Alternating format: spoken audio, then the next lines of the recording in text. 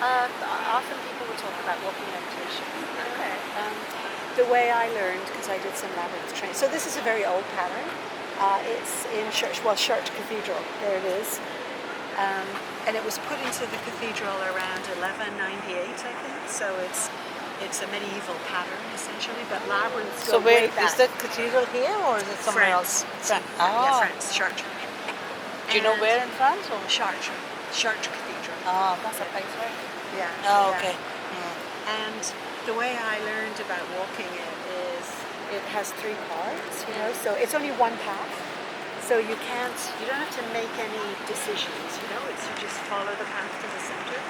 So as you walk into the center, it's kind of leaving the world behind a little bit and just getting a bit quiet inside. If you have a question or something you want to think about, you can hold that as you walk in. The center is the place for listening or prayer or that some people say you meet your larger self in the center, you walk towards your larger self. So you may have some insights. And then the walk back out, because it's three parts to the walk, is kind of bringing back that sense of if you felt particularly peaceful. I just often think about my kids somehow in the center, and how they do. So you kind of have that quiet time, then you bring that back out with you when you step out. Right? Yeah, so. Quite nice. It's unusual. I've not seen it attributed to anything to do with the church before. Well, So and it seems today, separate. well, it had religious roots, but it goes way back to probably 2000 BC. So there are different patterns. So this would be called the medieval labyrinth, but there is a classical labyrinth that goes like way back BC, which people also walked, and it was connected with traditions, rituals. Yeah. Do they normally name it for the time at which it was made? Like this is medieval, so it's the same. Yeah. So the other pattern is the classical labyrinth, and it looks kind of like a brain. It doesn't have. This has 11 paths, right? But the classical one usually has 7, and it's very easy to draw because there's a pattern. If you looked up classical labyrinth, there's a scene pattern, so you can draw it. I've done it on the west coast of Vancouver Island in the sand. I did a big one in the sand. Oh, nice. Oh, wow. It was like. Yeah. It was so beautiful. Yeah. It was so beautiful. But it must have taken ages to do Well, that. I did it with a stick, Yeah. and I drew the seed pattern, which is basically a cross and some L's, and then dots, and you join them up. So it's more a labyrinth than a maze. So you just walk and then Yes, you would get to. It's very right brain as opposed to left brain. You don't have to say, oh, do I go this way or that way? You just go with They it. say the only decision is to step in. Once you've stepped into the labyrinth, you just give yourself to the path, essentially, right? So, and it's been here since 2007 in the pavers. So it's really open to people for whatever purpose. We've heard that people have gotten married on it. Wow.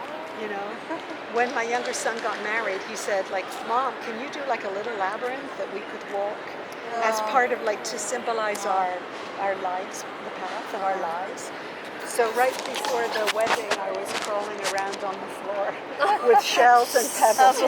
Shells and pebbles, right? But it wasn't as big as this. This was It smaller. was only 9 feet across. But it was nice. They walked into music. My daughter-in-law walked in first, and then my son walked out first because he turned around and walked out. So. What's the importance of it being equinox today to do the labyrinth? Well, I think it's a time to kind of think about the earth and think about. I was thinking about balance when I came. We might think about spring, like in the spring solstice. So whatever we often will bring a theme to it. So today, Joe, who was just working here, talked about walking in circles. And it was a native poem, right? So we might have a theme, but it just tends to be a nice time to connect and come together and pay attention. We often don't pay attention to what's going on in the earth. So. And how long does it take on the normal speed to? Like 20 minutes. 20 minutes.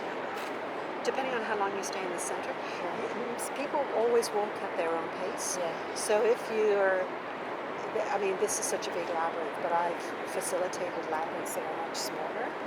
And I always tell people they can, like, you can pass somebody. It's okay. Yeah. You don't have to walk like this because somebody is walking very slowly. That's they get to write. You get to walk to your own beat, right? Your own rhythm. So I find I tend to start out fast and slow down. So it's always here. Are you visiting from somewhere? Yes. From London. From London. My family was from Bristol. I lived in Gloucester until I was 9. Oh, wow. Yeah, my dad came to teach at Ryerson. It was one of it's now a university. It was like a technological institute. My dad taught there. Yeah, so he came to teach here. So family came. But I felt pretty English. I still have first cousins there. So Yeah, you've got some relations. London gets busier and busier, does it not? Oh, it does. And it grows and grows. Yes. Is there anyone for it to grow? Yeah. On the edge. It's still fine space. Well, Toronto's pretty big, I think it also has grown. I was on the plane, our kids both live in Vancouver, so we were just on the plane last Friday, actually, coming back. And I saw that Toronto is like 5 million